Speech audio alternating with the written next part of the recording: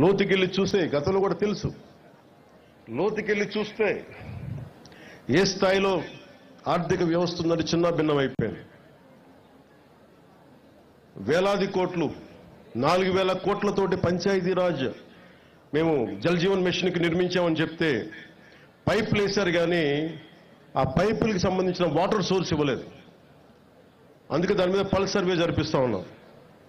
Law and ఆర్డర్తో పాటు ప్రజా సంపదని దుర్వినియోగం చేసిన ఎవరిని కూడా వదిలిపెట్టకుండా వారికి చట్టాల పరిధిలోకి తీసుకొస్తాం. ఉదాహరణకి మనకి ఏడీబీ రోడ్ అంటాం, 50 కిలోమీటర్లు కాకినాడ టు రాజమండ్రి. దానికి కావాల్సింది 390 కోట్లు. కొన్ని లక్షలాది మంది ఎప్పుడు తిరిగే రోడ్డు. అలాంటి రోడ్ని, అలాంటి ఇన్ఫ్రాస్ట్రక్చర్ ఫెసిలిటీస్ వదిలేసి గతం 640 కోట్ల పైచిలుకుతోటి అక్కడ ఋషికొండలో పాల్చుకున్నారు. ఎక్కడ ఈ డబ్బు వెళ్ళిపోతుందో మీకు అర్థమవుతా ఉంది కదా.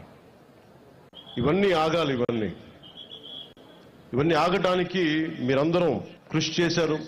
ఈరోజు మా మీద బాధ్యత పెట్టారు. వెంటనే ఈ ఏడీ కూడా చాలా అత్యంత తొందరలో పూర్తి చేయాలి అని నిర్ణయం తీసుకున్నాం. కేబినెట్కి తెలియజేశాం. గౌరవ ముఖ్యమంత్రి శ్రీ చంద్రబాబు నాయుడు గారికి తెలియజేశాం. ఈ ఏడీపీ రోడ్డు కూడా త్వరగా పూర్తి చేసే బాధ్యత ఈ కొత్త ప్రభుత్వం తీసుకుంది. మన కర్ణాటకకి వెళ్తే రెడ్ శాండర్స్